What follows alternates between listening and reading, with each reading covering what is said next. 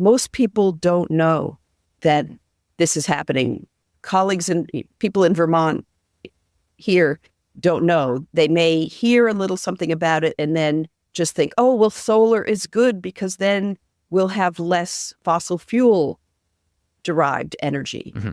But it's not necessarily so. And I think, I mean, really, all of us just want to think that this is the right direction to go. And, we want to be able to relax about something. So when we hear that Vermont has pledged to have X% of energy coming from solar by such and such a date, like you think, phew, great, the grownups are here and they're taking care of it. But in order to do that, we may be sacrificing forests and farmland. And in that sacrifice, we're also sacrificing biodiversity and forest health and all of that. Welcome to the Mongabay Newscast. I'm your co-host, Mike DiGirolamo.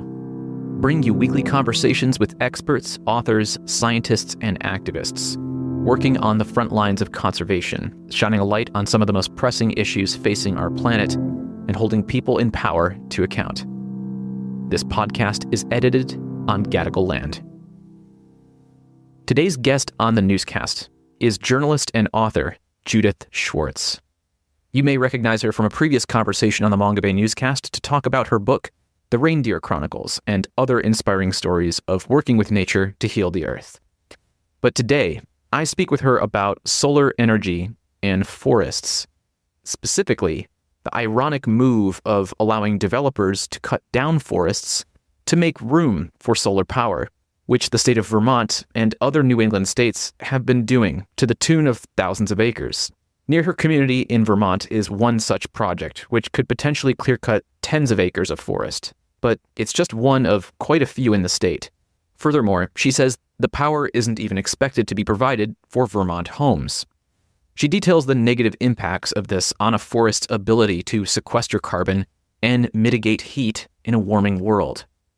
Last year, researchers at Harvard Forest and Mass Audubon outlined in a detailed report that Massachusetts, a New England state also increasing its solar capacity, could meet its energy targets and install solar without unnecessarily harming the environment, and could course correct with proper policy that focused on using already developed land rather than clearing forest and farmland.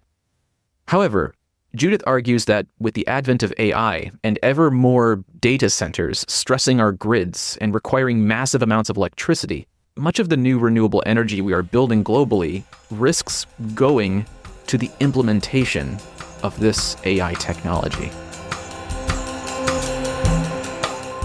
Judy, welcome to the Mongabay Newscast. How are you? I'm good, thanks. And so you're joining us from the beautiful state of Vermont. How are things out there right now? Actually, right now, they're really nice because the humidity has dropped. So it's a beautiful day here today, although we have had our share of torrential rains and in many parts of Vermont that were flooded last year. The very same day this year, they suffered floods as well. Well, I'm really, really sorry to hear that, but I'm glad that the humidity has dropped a little bit and things are feeling okay. So you're here today to talk to us about clear-cutting trees specifically for solar energy, which is kind of, in many ways, quite contradictory. And we will definitely get into the details about that. But first, can you tell me how and why exactly are developers allowed or encouraged to clear-cut forests for solar in Vermont?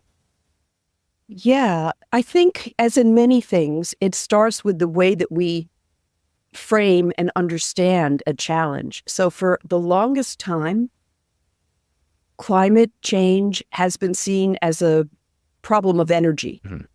So to address climate change, we need renewable energy sources. And of course we do. Of course we do need to get off of fossil fuels or, wean ourselves, or however you want to characterize the transition. So just jumping on that, our state, as with many states, produced legislation that made it extremely favorable for solar, which is fine. But what that meant is that many who get into solar are there for the incentives, for the carbon credits, the big project opportunity to roll something large out with no interference from the state. And that is what we have been seeing. And that's true in much of New England. And as I'm hearing elsewhere. Since 2010 in Massachusetts, more than 5,000 acres of natural and working lands have been destroyed for solar projects. This is equivalent to roughly 1/3 the size of Manhattan. The report examining this was from Harvard Forest and Mass Audubon, released in October of 2023. In Rhode Island, 1,000 acres of forest were cleared for solar in a 4-year period. Now, getting into the incentives, to be clear, the incentives for solar in Vermont for homeowners are a really great deal, and they come in the form of a sizable 30% tax credit. It basically means that a person could lower the cost of installing solar from anywhere from around $17,000 to $12,000. And their home systems are also exempt from the 6% sales tax, and the increase in the home value is exempt from property taxes. That's a really sweet deal if you own a home. But Judy is not really talking about home solar here. She's talking about larger projects, which sometimes are considered small-scale solar. The thing is, commercial developers also get those same tax incentives, and businesses get an additional 7.2% tax break, and they can also depreciate 85% of the cost of installation over 5 years. Vermont also has what's called the Standard Offer Program. This encourages small-scale solar project development. Utilities will purchase the output from these projects at predetermined rates up to 25 years, kind of guaranteeing a steady source of income, which is a good thing if you're a solar developer. However, it's how and where these projects are implemented that is the issue. In places like Shaftesbury, Vermont, a Connecticut-based solar developer called Freepoint is proposing an 85-acre solar farm. This would be considered a small-scale utility project. Depending on the siting requirements from the Public Utility Commission, some people estimate that more than 30 acres of forest will need to be cut for this project. Local residents opposed to it, and Judy also say the electricity generated from it won't even be for residents or Vermonters, but rather it'll be for Connecticut. And when I think about how early on the solar advocates were, they were idealists, and there was a vision of solar on every roof and, just distributed solar. Mm-hmm. But what's come in is industrial solar with all of the worldview of industry, which means that nature isn't taken into consideration. It's a really weird situation because you wrote a commentary for us in that you mentioned that it seems like we're chasing the carbon, which I very much can see that. But even if chasing the carbon is the end goal of these developments, it doesn't seem to make sense to cut trees down for that. Because in nearby Massachusetts, since 2010 alone, enough forest was destroyed for solar projects that basically had the effect of taking away the carbon sequestration capacity of the annual emissions of 100,000 cars. And, that's just for Massachusetts. So even if someone is stating that reducing carbon is the goal, the way in which it's being implemented is pretty contradictory just from that standpoint alone. This isn't even taking into consideration all the lost biodiversity or all the lost value that we get from forests. So what are your thoughts on that? Yeah, well, carbon is really hard to really get an accurate measure of what the loss of a number of trees would be. There's so many unknowns, but yes, I absolutely agree with you. But we collectively have gotten, I think one challenge is that many people support solar, including industrial solar, because the assumption is that, we need to do that. And that means that we're not going to have all the emissions from the coal and natural gas, what other sources are being used. But what I'm seeing increasingly is that it's not substituting for the dirtier fuels. It's merely adding on. And that's something that I feel that we as a society really need to look at, because we look at energy, electricity, as something we need more of, without really asking, what is electricity for? Because at this point, we're seeing tremendous change in that AI is now being used on so many websites, just without anyone really choosing to have it there. Backups and transcripts are being generated all the time. And the data centers for AI function and others are huge users of electricity. So this is just happening at a large scale. So our use of electricity is being continually added to. Solar power is indeed the cheapest source of energy, but it is not being implemented fast enough to offset the demand for energy, as Judith is pointing out, and fossil fuel use continues to expand globally. According to a report from Wired, data centers and AI's demand for energy is expected to double by 2026.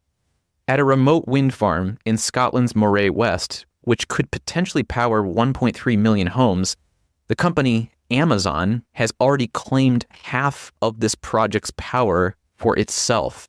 But back to Judy's point about the consumption of energy with AI, a single Google search under its new AI-aided search uses 10 times the amount of energy as a traditional Google search does. So one search is like leaving an LED light bulb on for an hour.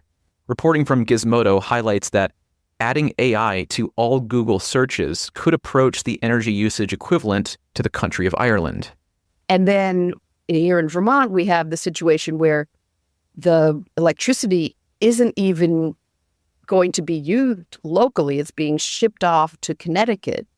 So when you get into this large-scale industrial model, things happen that early advocates of solar might never have dreamed of. And just one thing is that's really not talked about is, and I'm not anti-solar, but solar fields generate heat. So you've got, a flat surface and the sun beams down and it becomes sensible heat. And I know hang gliders who say that they're in Massachusetts, central Massachusetts, that they go looking for large solar arrays because they know they'll get a thermal from the heat. Oh. Yeah, this is really interesting, and it reminds me a little bit, obviously, different situation, but we just had a conversation with Celine Lim talking about in Sarawak where they're placing more hydropower, but a lot of that hydropower is being exported to Indonesia, and they're planning to export it to Brunei and Singapore. And so this is the other thing is that I wanted to bring up with you is that Harvard Forest published a report just last year saying that we could meet Massachusetts' energy demands with policy incentives that discourage ground mount projects to solar and instead focusing on ones that are much more like individualized, such as placing them on roofs or putting them on already developed land or otherwise impervious surfaces that aren't farmland or forest. I'm oversimplifying the report here a bit, so I encourage you to check it out for yourself. But they do say that some ground mount projects are necessary, but there are adjustments that can be made to the current incentives that minimize the ecological impact of these. The report also highlights the benefits of using brownfields or landfills, which are definitely not farmlands and forests, as a great place to put solar projects. The Nature Conservancy stated that there are 20 million acres of brownfields and mine lands in the U.S. alone, which would be enough to power most of the energy demands of most U.S. homes. And it seemed like that some policymakers in Massachusetts actually started to acknowledge that, what had been done was a problem and that we needed to take a different approach going forward. So I'm just kind of curious as to, in a state like Vermont, which is known for its sort of progressive policies, why is that not being acknowledged, do you think? Because at this point, I don't know if anyone has read that report. I've read that report and I've written to legislators about it, policymakers. I can't say why because I'm not hanging around the halls in Montpelier. Mm-hmm. Yeah, it just outlined a lot of different ways that could be done rather than deforestation. And I thought some of those were worth highlighting here, such as, incentivizing approaches that would reduce costs to put rooftop solar on people's homes, prioritizing solar with the lowest impact in nature, just pretty common sense things that one would think or hope that someone who is involved in creating legislation for solar would have thought of years ago. Hi, this is Rhett Butler, the founder and CEO of Mongabay. Please join me for a special in-person event with Jane Goodall to celebrate her 90th birthday and Mongabay's 25th birthday. The event will be hosted by the Commonwealth Club of California on September 16th, 2024 in San Francisco. You can also join virtually from anywhere. Find the link in the show notes for tickets and use the promo code C1PARTNER, one word, all letters uppercase, for $10 off.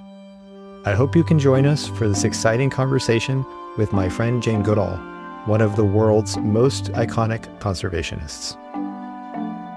But anyway, It seemed like that report had some good things to share. But Absolutely. Yeah, and again, like you mentioned, this isn't to say that anyone speaking here is against solar, but there is common sense ways to do it that haven't been done that at least some people in Massachusetts are acknowledging that need to be done going forward. But anyway, you have also mentioned that on top of all the carbon sequestration that forests provide, which is difficult to measure, it provides heat mitigating effects. We just had a conversation with Anastasia Makarieva talking about how this could potentially affect climate modeling for the future. So it's home to wildlife and biodiversity that simply can't be replaced. But can you talk more about the heat mitigating effects of forests and what you gleaned from the conference on enhancing nature's complexity for climate that you attended in Munich? Yeah, I was extremely fortunate to be at this conference with Anastasia Makarieva and your fellow podcaster, Rachel Donald, and many other people from places like Brazil. And, a lot of biotic pump scientists are from Brazil because the Amazon rainforest is an important model for understanding how forests work. So, I like to think about understanding how forests work. So think about forest as verb instead of noun. So we're learning that forests are more than just a collection of random trees. Plantation forests are like that, but a natural forest that has grown over time has many, many functions. And one basic function also, which is very relevant here in Vermont, is it manages water. Trees slow the flow of water. The moisture is held in the rich soil beneath the trees. And when you remove the trees, then on a hill like that where they're planning to cut down the trees in Vermont, then heavy rains like we had the other day, heavy rains like we had last year throughout the state, you're just going to get erosion and lose all the topsoil, and it'll wash out the roads, all the problems that you get. So it's important not to forget what forests do for us. But more than that, what biotic pump scientists have helped us to understand is the extent to which natural forests drive the distribution of moisture horizontally. So I like to think that there's the horizontal impact, and then there's the vertical impact of the transpiration condensation dynamic. Transpiration is the upward movement of moisture through plants, and then the moisture that consumes heat, okay? So the process of transpiration is also a process of harvesting heat from the surface, from where solar radiation meets the ground. So the vertical piece is with transpiration, moisture comes up, and this solar energy is held as latent heat.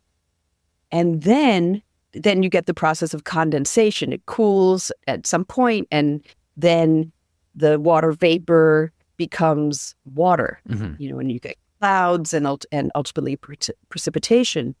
But what's important there in terms of the biotic pump, which is this function of natural forests, is that when the biotic pump is working, the heat is released, the water condenses at a high level in the atmosphere, relatively high, so that at the cloud level, the heat is reflected out to space.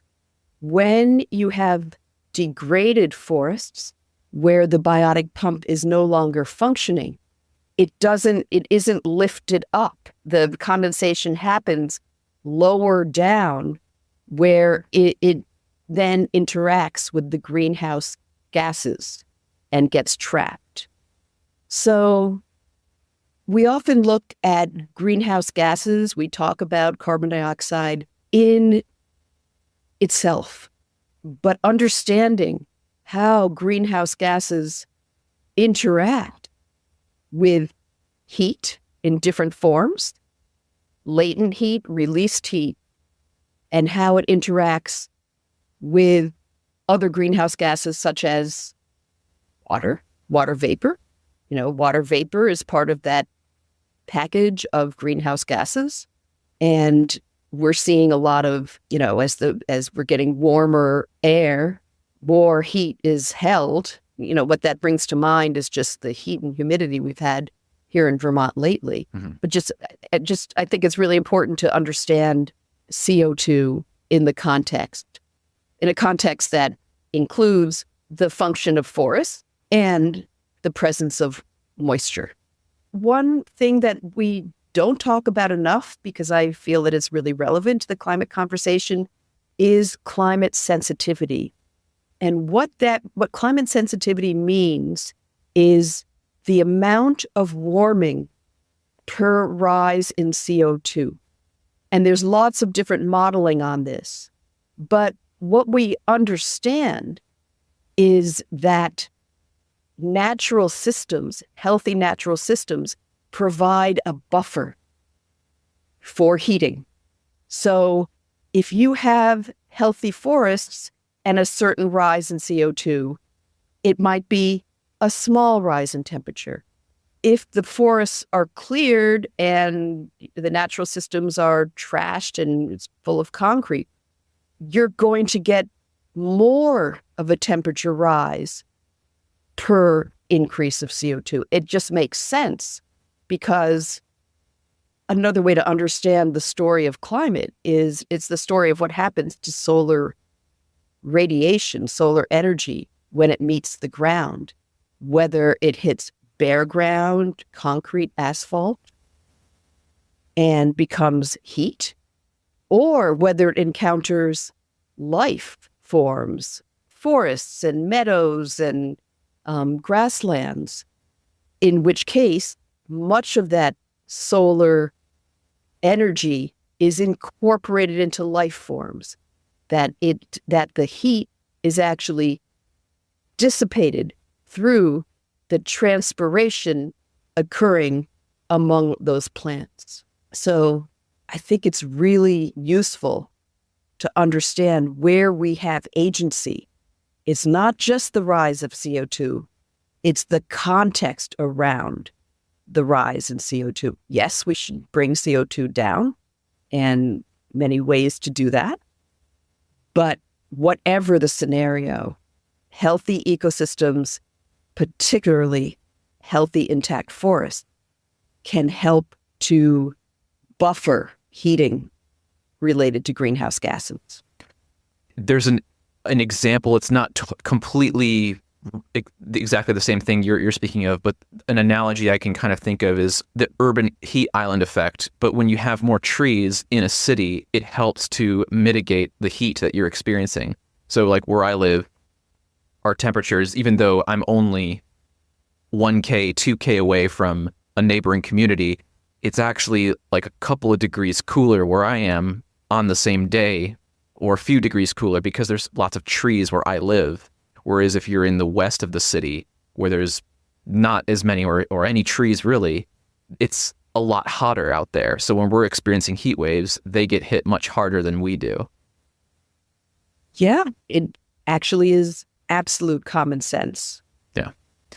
And it's like just, it's such a delicate system. It's hard to like imagine like what the negative effects of what's going to happen if we take away forest that has previously never been taken away like that before, that in our lifetime.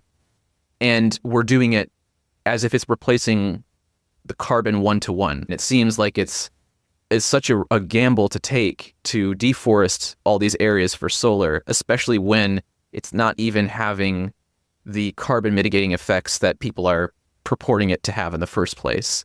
So that is really troubling. It's really crazy to think about. So just for people who are listening, because obviously those of us listening to this podcast and talking right now, we want to transition off of fossil fuels and switch to renewable energy, but we want to do it in a way that preserves our ecosystems and biodiversity rather than destroying them. So to the folks listening who are concerned about how solar gets applied, or even if it gets applied, what would you say to them for them to be more aware or active in their communities about these processes?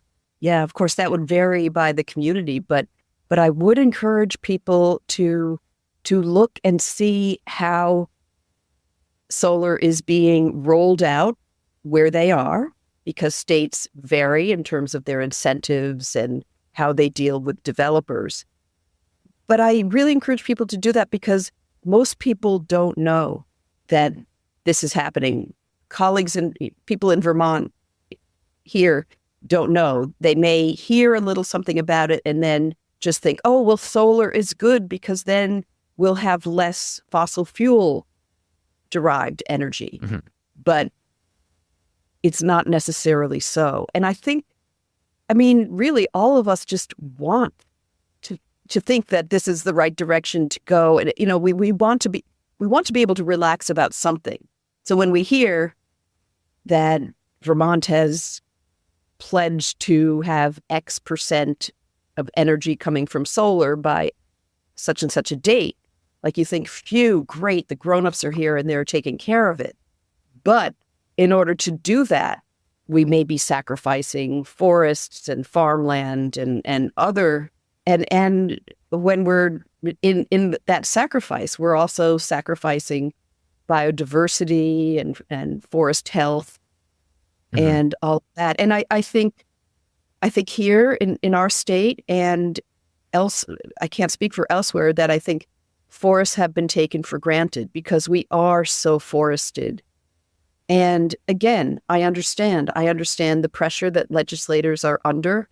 That they're hearing from people, we need to do something about climate change. And it seems like by pushing solar, that is what they're doing. But we forget about the other piece.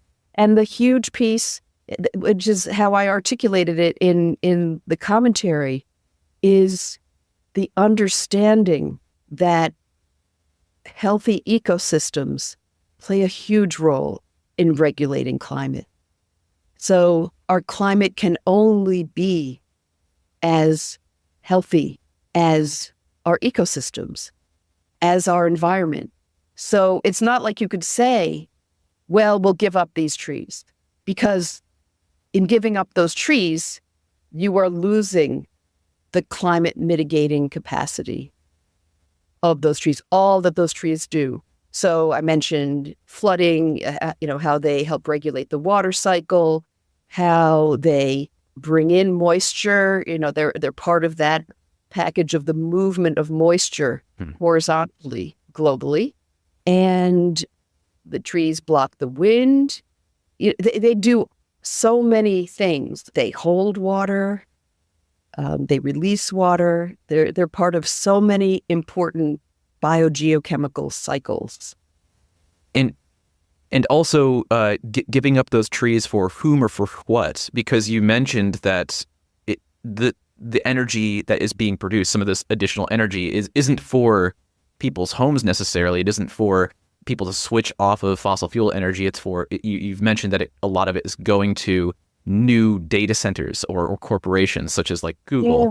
So yeah, I don't know about exactly. I know that the energy produced by this proposed project is earmarked for Connecticut Yeah. because I saw the documents. But yeah, these data centers. So I guess that's something else that I would really encourage people to do, is to begin to ask the question, what is electricity for? Because if we don't ask the question, then the status quo is just putting in for more growth. Mm-hmm. And is more growth what we need or what we want? Is that serving us? Because, in mentioning these data centers, I know that, so I guess another thing about being in Vermont, I think sometimes of like the situation with the solar as a kind of rural land grab, so there are places in Africa and South America where big companies are doing land grabs to get the resources. You do industrial farming, all those kinds of things. We're a rural area with not a lot of wealth in Vermont. I mean, there's some private wealth, but not really. And so it's kind of a like rural land grab there too. And I know that data centers are often planned for very rural areas. I know someone in semi-rural New Mexico where they're really struggling for water. But I think one company, I don't remember which company, was going to put in a big data, or probably already has, put in a big data center. And to cool the machinery, tremendous amounts of water is needed. So it doesn't make sense to put that in a water-challenged place. But the balance sheet in making these plans doesn't necessarily look at the consequences. They only might look at the consequences, or they wouldn't look at the consequences to the community. It's only if they have access to the water.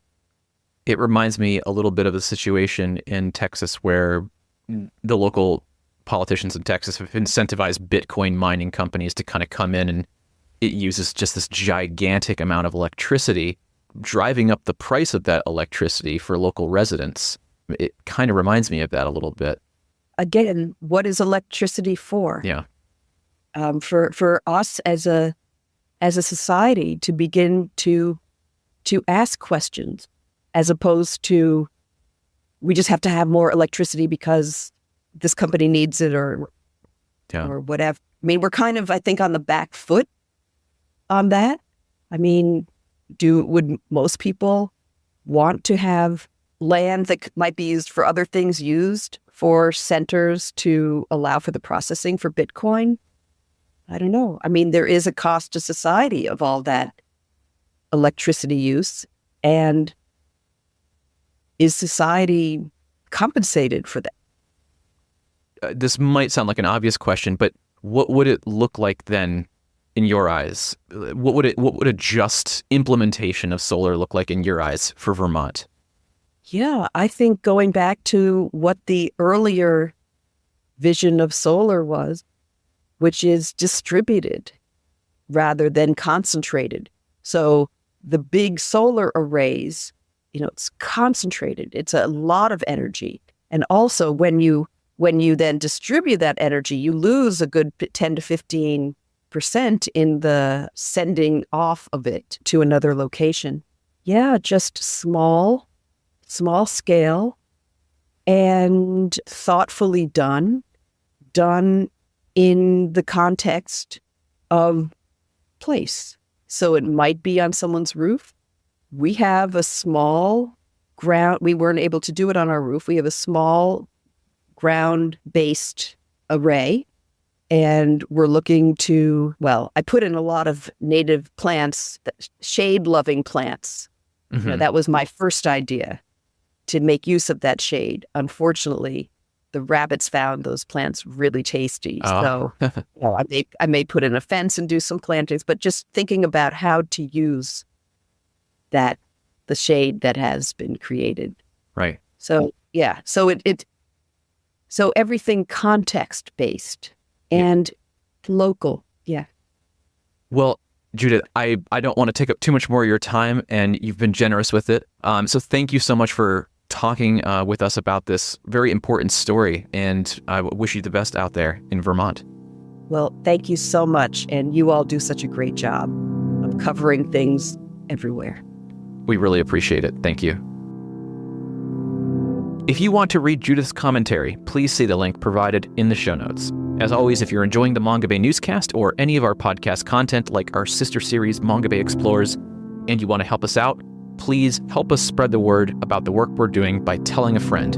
Word of mouth is definitely the best way to help expand our reach. But you can also support us by becoming a monthly sponsor via our Patreon page at patreon.com/Mongabay. Did you know that we're a nonprofit news outlet? That's right. Even just $1 per month makes a difference, and it helps us offset production costs. So if you're a fan of our audio reports from Nature's Frontline, head to patreon.com/Mongabay to learn more and support the Mongabay Newscast and all of our podcast content. You and your friends can join the listeners who have downloaded the Mongabay Newscast well over 500,000 times by subscribing to this podcast wherever you get your podcasts from, or you can download our app for Apple and Android devices. Just search either app store for the Mongabay Newscast app to gain fingertip access to new shows and all of our previous episodes. But you can also read our news and inspiration from Nature's Frontline at mongabay.com, or you can follow us on social media, find Mongabay via our accounts on LinkedIn, at Mongabay News, and on Instagram, Threads, Blue Sky, Mastodon, Facebook, and TikTok, where our handle is at Mongabay, or on YouTube at Mongabay TV. Thank you, as always, for listening.